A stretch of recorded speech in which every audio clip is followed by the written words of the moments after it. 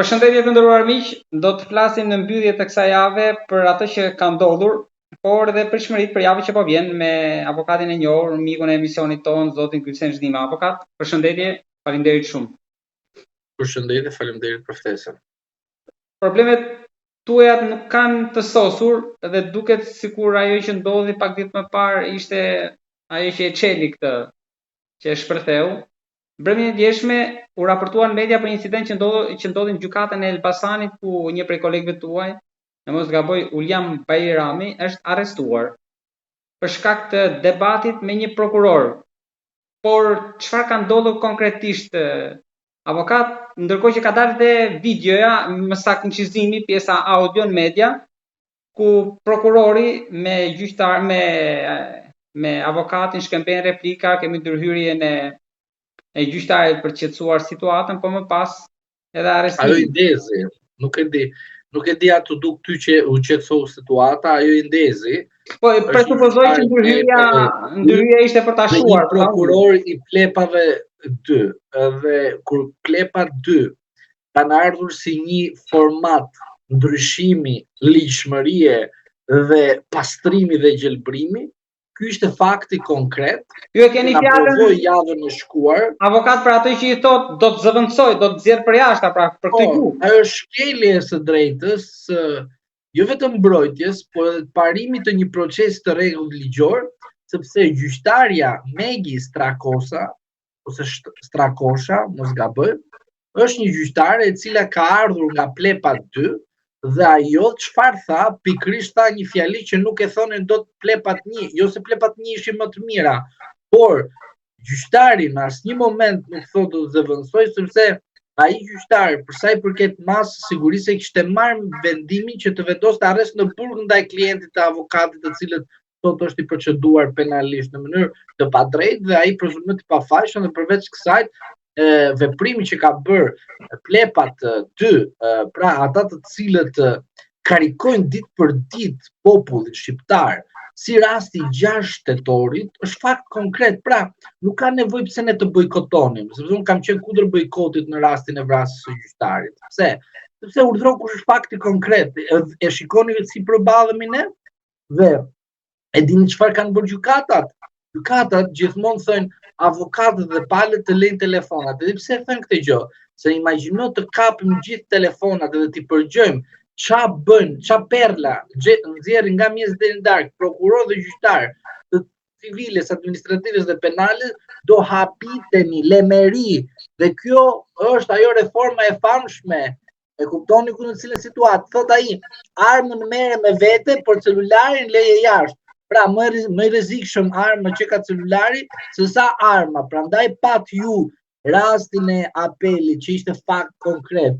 Dhe ata të cilët e vranë gjyqtarin e 6 këtetorit Kalan janë Strakosha dhe Caka. Teka, se ka emrin. Avokat, por një prej kolegëve tuaj të tjerë, ka të tjerë lista, se ka i vetën qef, ka dhe të tjerë lista. Por çfarë ndodh? Mënyra se si u procedua me fjalin, mos e hiqni nga mendja juaj këtë fjali. Fjalia është kjo. Avokatit presion, dhe në momenti kur avokatit i bëjnë presion, i thonë. Avokat, madje një nga kolegët tuaj, zoti Kujtim Cakani, shkruante sot që po ky prokuror, në mos gaboj, ka vajtur tek dera e gjyqtarit edhe i ka rënë me shkel, gjë që avokatët edhe nuk mund të atakojnë gjyqtarin, jo më të shkojnë edhe t'i bien dhe me shkel derës edhe të hyjnë brenda. Duket si situata brenda dyerve të drejtësisë është akoma më e rëndë nga ajo që duket ose pakës që ka dalë. Po situata është e rëndë, nuk është e lehtë. Pra, duke marrë si referencë dhe rastin e 6 shtetorit kur gjyqtari u vranë në mes të sallës, gjitha këto faktorë bën që personat të marrin drejtësinë në duart e tyre. Kjo nuk është e pranueshme, një e para, dhe e dyta, gjyqtarja në fjalë që mori dhe bërë një deklaratë të tillë në publik dhe tha, pra në publik, në seancë publik, që pavarësisht se është me dyrë të mbyllura, mori fjalën dhe tha që unë do të përnxjerr për jashtë dhe do të zëvendësoj një avokat tjetër. Ky është precedenti, ky është rasti që ndodh në gjykata të masave sigurisë që bëhet për qytetarët e thjeshtë. Pra, në masën e sigurisë gjyqtari e ka marrë vendimarrjen sapo i ka ardhur kërkesa nga prokurori. Pra, ajo që unë kam thënë tek ju vazhdimisht, sjellja e gjyqësorit, sjellja e prokurorëve, sjellja e tyre kanë sjellur reagimin popullor që është i tillë. Pra 6 tetori është një mesazh i qartë ndaj tyre. Është një mesazh i qartë sepse vetë ata e kanë bërë. Jo se ka bërë avokati. Avokati çfarë ka? Përfaqëson interesin e klientit të tij. Sepse të marrim një rast të thjeshtë. Rasti i thjeshtë është ky. Në rast se ju mendoni se keni të fituar gjyqin, edhe bëni padinë ndaj një personi tjetër, ai s'ka të drejtë të marrë avokat. Ai ka të drejtë të marrë avokat. Pse? Sepse edhe ai ka të drejtat e tij të cilat gjykata nuk mund të shprehet, po thjesht duhet të një profesionist të shprehet dhe të thotë, "Më fal, ju mendoni se ky tjetër mund ta fitojë gjyqin dhe ka të gatshëm se i ka gjithë dokumentat në favor të tij. Po shiko, ka edhe një pjesë tjetër që ju nuk e dini dhe prandaj u marr një avokat për të përfaqësuar interesin e klientit tjetër, pra palës tjetër në proces." Tani tek masat e sigurisë ju do kuptoni që personi të cilën avokati përfaqësonte dyshohet që ishte pjesë e një grupi, dyshohet, jo se ishte. Dhe prokurori duke parë avokatin që kishte kaq atribute dhe kishte kaq shumë fuqi, fliste përpara klientit të tij, ai nuk kishte frikë prokurori avokatin. Po për shkak se avokati thoshte gjëra të cilët klienti e beson avokatin, arrestoi avokatin që të bindet klienti që avokati nuk që ka i drejtë. Më kupton? Pra, loja është më e thellë. Çfarë? Prokurori nuk desh që të kishte të drejtë avokatin në sa të gjyqit, sepse grupet kriminale, në rast se personi dyshohet që është pjesë e saj dhe kështu me radhë, mund të japi okay çuna edhe vazhdojnë. Por puna është këtu që kjo ngjarje çfarë tregon? Tregon gjykatë të dobët, prokurori të dobët. Që do thotë, këta bën pakt bashkë, pra ke një trup tani. Gjykatë dhe prokurori janë bashkë. Si rasti i Spakut me GKK-n. Janë bashkë. Pse? Se u dha mesazhi, a përmendesh prokurorët? Avokat, po këtu ka një diferencë, sepse në të gjykatat e zakonshme, kush është mbi njërin, pra kush e ka dominancën? Se tek Spaku akuzat janë që Republika e Prokurorëve kontrollon prokuroria e gjykatën, edhe gjykata ka frikë. Po në rastin e gjykatave prokurorive të zakonshme, kështu është? Apo është prokuroria ajo që ka frikë gjykatën? Sepse derisa e pranoi urdhrin. Edhe një herë, kështu është gjithmonë, po thjesht fuqizimi i Spakut, se në vendet diktatoriale dhe në vendet që nuk kanë zhvillim normal demokratik dhe s'ka institucione të balancuara dhe të ndame, siç është në Shqipëria, prokuroria është mbi palët. Pra, ju kujtoj kushtetutën 1976. Prokuroria ishte mbi çdo palë, edhe mbi gjykatat. Dhe kjo është edhe në rastin konkret. Pra, në rastin konkret, në mos bëni dallim midis prokurorisë speciale dhe gjykatës speciale dhe prokurorisë zakonshme dhe gjykatës zakonshme. Janë njësoj, është një trup. Kanë të njëjtin mentalitet. Vinë pothuajse nga mentaliteti komunist i cili ka që i konvertuar tek ata si tip të rinj të cilët vinë me disa pasaporta të huaja, vinë nga vend të perëndimore, vinë këtu dhe këtu, bën më keq se sa ande. Ja kupton, ande thjesht kanë atë pamjen e jashtme sikur janë të edukuar dhe kështu janë të mësuar dhe të mirë trajnuar dhe vinë këtu dhe bën më keq se këta këtu që kanë qenë gjithmonë në mënyrë tradicionale. Por ajo që unë them është nuk ka diferencë. Sot jo vetëm e zakonshme, jo vetëm e posaçme, por ashtu është praktika e tyre. Pra, nuk kanë guximin t'i hedhin prokurorit dosjen të falsifikuar, edhe unë e kam thënë tek ju, dosjen hidhja prokurorit në kokë gjyqtar në rast se ia e mbi palët. Dhe sot, çfarë pa te kjo, ose çfarë u dëgjuar te kjo audio, që prokurori urdhëronte gjykatën. Gjykatja ishte nënshtruar nga prokurori. Ky është fakt, nuk ka nevojë për interpretim, është i provueshëm. Pra e kuptoni në cilën situatë jemi. Prokurori nga Elbasani duhet të zhduket, gjyqtari nga Elbasani duhet të zhduken nga duhet të ikin në vende të tjera. Pse e them vende të tjera? Avokat, po duket të njëjtën gjykatë. Duket sikur është një dorë e huaj e jashtme që po a bën gjitha këto tani sepse koincidencë nuk mund të jetë edhe ajo e 6 tetorit, ajo që ndodhi mbrapa, ndoshta mund të jetë edhe një rrjedhshmëri edhe morën zemër ai që ndodhi në Vlorë, po në gjykatën e apelit prap në të njëjtin vend kërcënimi. Edhe kjo, duket sikur dikush ka futur duart për të bërë çorba aty, apo gabohem. Sepse në këtë rast përfshihen gjithë, edhe në rastin e Elbasanit, prokuror, gjyqtar, avokat. Të fundi që po i bie mendja në këtë rast, ndryshe nga i Shkodrës, është për klientin. Ajo që unë po them është kjo që Prokuroria e Shkodrës, Prokuroria e Elbasanit, Prokuroria e Shkodrës, Prokuroria e Vlorës, Prokuroria e Tiranës, nuk janë veç tjetër të njëjti mentalitet për të zbatuar jo ligjin, po manualin, mentalitetin e vepruarit në krye të detyrës. Pra, do të thotë qartë shqip.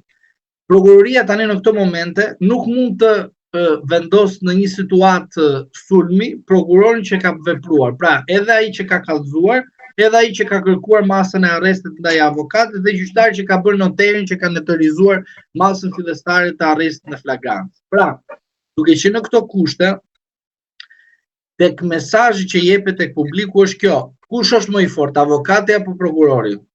Unë mendoj se në kushtet e një shteti mentalitet komunist, del prokurori më i fortë se sa avokati, jemi realist këtu. Dhe duke ndërtuar një shteti të tillë, kjo dora e errët apo kjo dora e fshet, apo diçka e fshet që fshihet pas set loje, nuk dihet ende, por ajo që unë kuptoj është kjo, që në çdo moment në një drejtësi të pavarur të paanshme që gjithmonë gjyqtarët do të jenë mbi nivelin, pra mbi nivelin e asaj që është niveli aktual sot, do të bazohen mbi kushtetutë, asnjëri nuk mund të bënte një procedim të tillë dhe të arrestonte avokatin, duke thënë fjalinë e famshme avokati që tha do merr personalisht. Fjalia personalisht nën kupton, jo personalisht atë që mendonte prokurori dhe gjyqtarja, po personalisht që unë do të kallëzoj penalisht ty, sepse do ta shkruaj unë, do ta nënshkruaj unë, personalisht do ta nënshkruaj. Dhe ju e dini që avokati bën hartim kallëzimin, nuk nënshkruan në shumë raste, nuk nënshkruan kallëzimin. Thjesht e përpilon kallëzimin dhe jo nënshkruan. Pse nuk e nënshkruan kallëzimin? Sepse avokati si parim edhe si një tradit nuk mund të kallëzoj diçka të cilët nuk i përket atit, po i përket klientit tim. Po në rast se avokati ka konstatuar që gjatë punës së tij ka element shumë të rënda që bën që cenojnë imazhin e drejtësisë në raport me publikun, avokati mund të nënshkruajë kallëzimin dhe kjo quhet kallëzim personal. Pra, unë do të kallëzoj personalisht për falsifikim 1, 2, 3, 4 gjëra.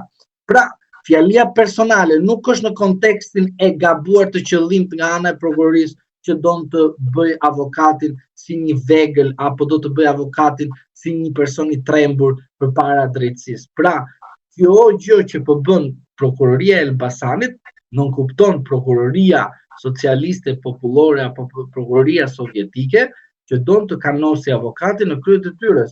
Është shumë e thjeshtë kjo. Fjalia personale nuk nënkupton kërcënim dhe në rast se duam të merremi me kanose serioze, ajo kërkon shumë element të ndryshëm që të shkojmë në rastin konkret që kanosja ishte tepër serioze. Avokat, megjithatë, kjo ngjarje besoj se nuk do ketë shumë impakt tek shoqëria, pasi të tre, jo, nuk e kanë fjalën për rastin konkret, Jo, thuaj se mbaroj, thuaj se tani do t'ja them edhe unë qytetarëve. Po, thuaj atë që mendon, disa që mendon, po. Të tre palët, si prokurori, gjyqtari dhe avokati, perceptimin e kanë si të korruptuar. Po mirë, do të them unë tani dy, nga se vjen korrupsioni për shembull. Ta analizojmë tani korrupsionin ne. Ai që jep, kush është? Është ai që ka hallin. Dhe di kush shan më shumë, shan ai i cili korrupton më shumë. Dhe po ta kuptosh, dhe po të përgjojmë sot të gjithë pothuajse tabulate telefonike të qytetarëve, ose të përgjojmë të gjithë qytetarët në për lokale, të nxjerrun një statistikë ty, 80% e tyre që kanë lidhje me drejtësinë, tentojnë në rastin e tyre të bëjnë një manovrim. Është i lishëm, i palishëm, nuk e di. Është i mirë apo jo, nuk e di. Por 80% e tyre tentojnë të bëjnë manovra. Dhe ku shkojmë tani, pastaj gjyqtari, prokurori, avokati, perceptimi publik. Po, në perceptim publik nuk duhet të dilni as unë, as ti, as njëri jashtë shtëpisë vet, sepse perceptimi publik do na marrë me vete. Kjo gjë që dëgjoj vazhdimisht unë te perceptimi publik e ke nxeroj. Një kjo, dy. Jam dakord me ju. Një pjesë e tyre jo e mirë, pra jo e madhe, një pjesë e vogël po bëjnë diferencën. Por nuk mund të jenë të gjithë gishtat njësoj, një kjo, dhe e dyta, kur unë kam thënë përpara jush që gjykatat nuk janë në nivelin e duhur, të gjithë thoshin qeni njëri qeni tjetrit. Rasti 6 tetorit tregoi qartësi që atë që unë kam thënë ditën e parë tek 5 pyetje pikal tek ty, ajo çfarë unë kam thënë ka dalë aktualisht dhe pat viktime. Dhe këto perceptime ishin karikimi që u bë, edhe karikatori që u bë atit 31 vjeçar të marrë vendimarrje i kur shpëtoi gjithë Shqipërinë ai, e kupton? Në të kundërt, ai nuk ka shpëtuar asgjë, ai veten e vet ka zhytur. Por puna është kjo, që gjithë situata që sot ne përshikojmë, edhe lançohet, edhe nëpër media, që avokatët kështu, gjyqtarët ashtu, gazetarët ashtu, më fal, këta në rast se janë seksera, nga kush i marrin para? Sepse tani nuk e di unë që avokati pagon me lekë të veta, prokurori me lekë të veta gjyqtari. Pra vi, ka një gamë shoqërisë, pra nuk mund të thuash që ky është hajduti, Jo, po flasim në parim, aq më tepër që jo për parim, jo në parim. Situata juaj është shënduar avokat. Është shënduar situata juaj se juve. Jo në parim. Juve u erdhën edhe ata të shkarkuarit. U erdhën edhe ata të hajdutët e Vetingut që shkarkoi Vetingun. Në rastin konkret, në atë kapim në rastin konkret. Jo konkret. E kam parim. Në rastin e Elbasan. Në rastin e Elbasanit janë plepa 2, një vind në radhat e drejtësisë nga janë të moshë 91 mos gabojmë, pra janë të ri në moshë, pra është arroganca, është hypja vetja në qef, kupton, janë element të rëndësishëm këta, mos i kapni si mdhefe, këto janë elemente të rëndësishme të cilët duan studim, edhe duan studim analitik, pse? Sepse ajo ignoranca që u bë me datën 6 tetor në sallë gjyqit, nesër do t'i bëhet në një magjistrati në rrugë, dhe kush e parandalon këtë gjë?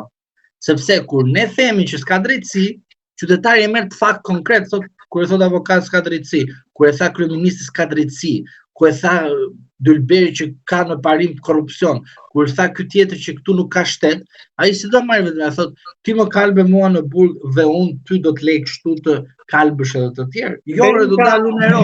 Do të para spakut s'ka drejtësi. Pastaj po, edhe atje del përpara spakut s'ka drejtësi, dhe janë fakte që të çojnë tek prova konkrete kur pa drejtësia në kulmin. Dhe kjo është prova. Avokat, e kuptoni këtë situatë.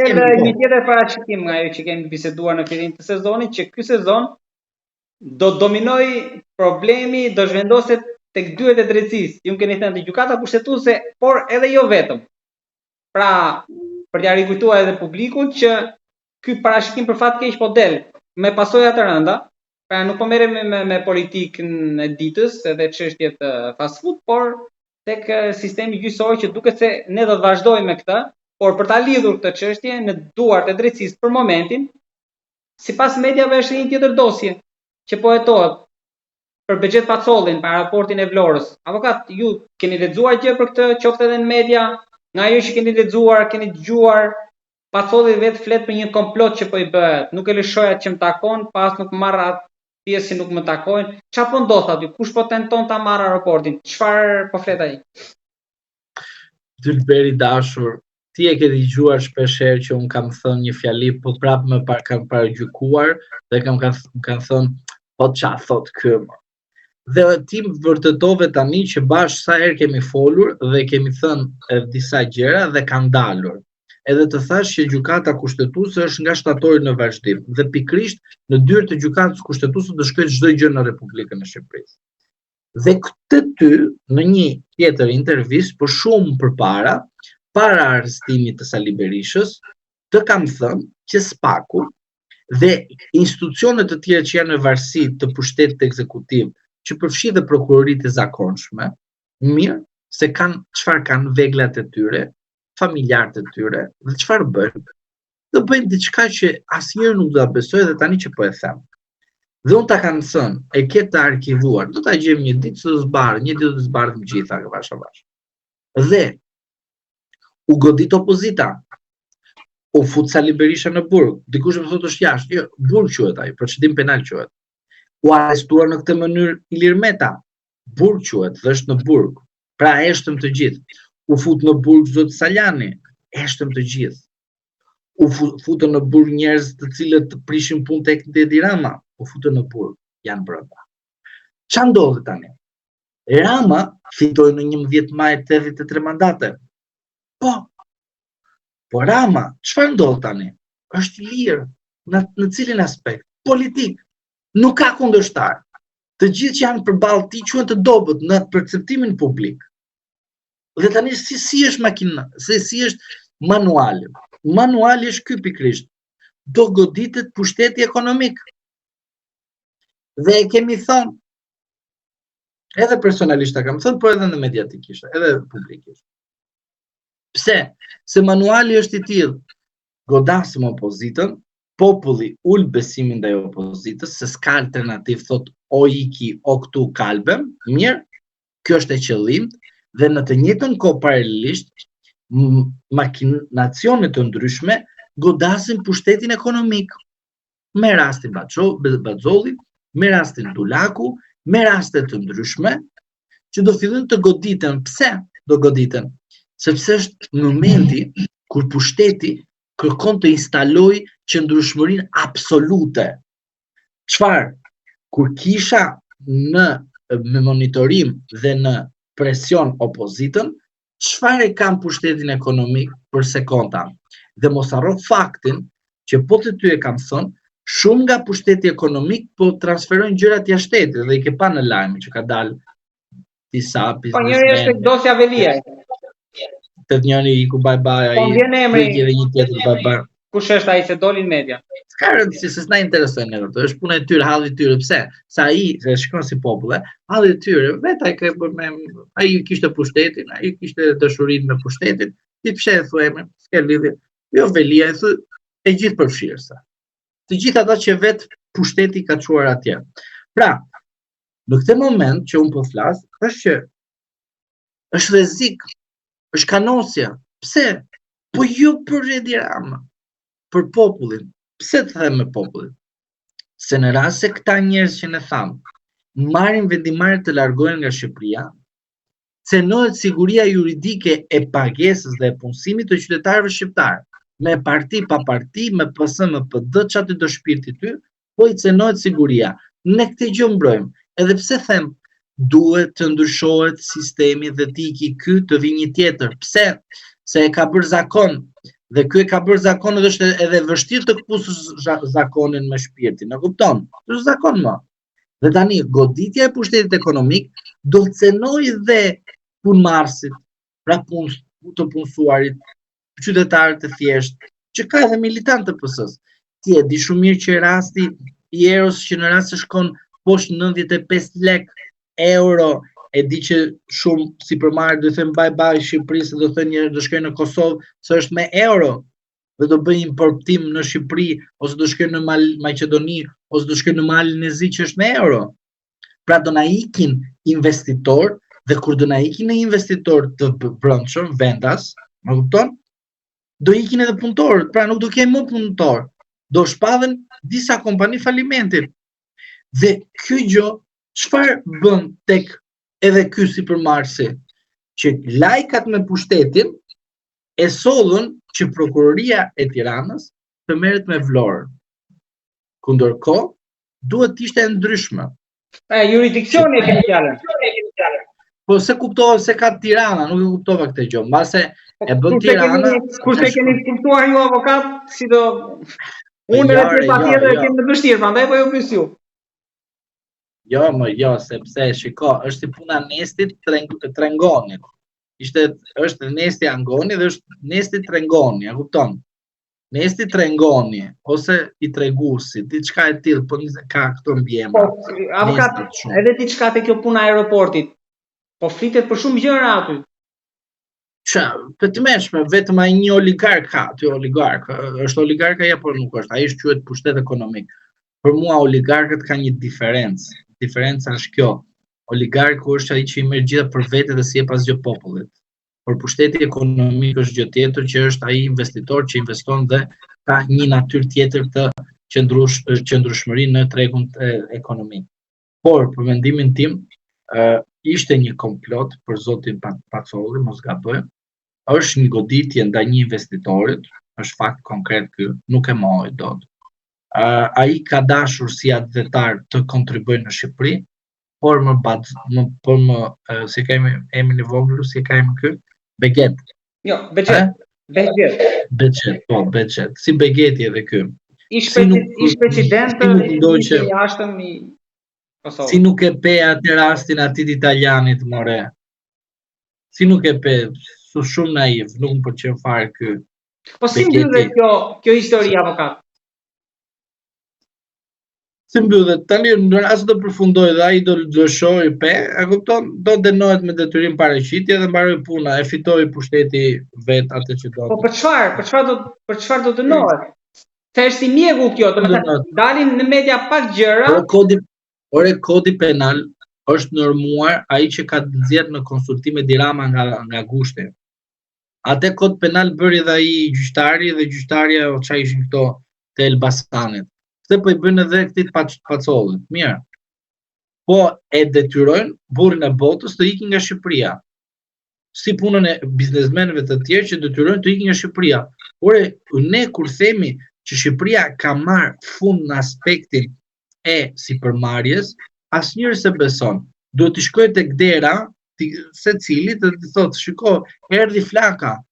Kur ne thonim drejtësia nuk është në nivelin e dur, i shkoi flaka gjykatës së apelit. Asnjëri nuk mori asnjë mas. Akoma dhe sot çfarë marr, masa koti kanë marrë. Pra, ajo që unë po shikoj është kjo, që situata ka dalë jashtë kontrollit. Lufta po, duhet të futemi në luftë dhe jemi futur në luftë. Po thjesht duhet të jemi të fortë në luftën që po na kanoset. Kam një pyetje tjetër. Ne kemi shumë çështje për diskutuar, por duke qenë se po zgjedh ato që janë më aktuale dhe që pritet kënë pritshmëri për momentin, me shpresën që ditët vazhdime do flasim sërish. E kam fjalën për një kontroll që është ushtruar mbrëm tek një nga administratorët që ishte te një institucionet e energjisë. Drejtori me mbiemër Karakaçi më duket. Në varësi të Ministrisë së Energjisë, në mos gaboj. Ka në lëvizjet ndoshta të fundit të Dumanit përpara se sa të mbyll mandatin. Mendoni që do ketë ndonjë goditje tjetër apo janë kontrolle kështu rutinë? Vijnë të procedura të ndryshme. Rasti Saimir Tajerit erdhi me ngadalë. Rasti i Ahmetajt erdhi me ngadalë. Pra, del sot ik nesër, vazhdon pastaj me vrallë. Rasti i Veliajt po njësoj. Sot, nesër, pas nesër me radhë. Dhe rasti i zonjës Balluku, avash, është drejt asaj që ne themi rrugës procedurale, për shkak se tek Erio Velia e gjetën 5D, dhe kjo do gjenë 3D. Pse bëhet kjo gjë? Bëhet pikërisht që të bindet populli për shkak të kësaj padrejtësie, që ka një organ i cili jep ka drejtësi që quhet SPAK, në mënyrë të gabuar, se drejtësia përfaqësohet nga gjyqësori, pra nga gjykatat dhe jo nga prokuroria. Por ku kemi të bëjmë me një mentalitet të tillë komunist, i cili është sovjetik, prandaj prokuroria ka një popularitet, sepse populli kënaqet për burgje dhe këto, dhe nuk e di që faturat bëhen për të nga mes deri në darkë. Dhe në fund fare, ky është një mesazh, një alarm për zonjën Balluku. Mendimi im për zonjën Balluku, po çfarë ka Balluku këtu? Një institucion në varësi, një person që mund baj përgjegjësi vetë për firma që mund të ketë hedhur ndoshta ose për çështje që ka. Më dogji diçka te komisioni kur Dumani doli dhe dha një deklarat, tha po kemi kryetarin, drejtorin e ARSH-s të parë, drejtorin e dytit të ARSH-s në burg, edhe të tretin e kemi të proceduar në gjendje të lirë.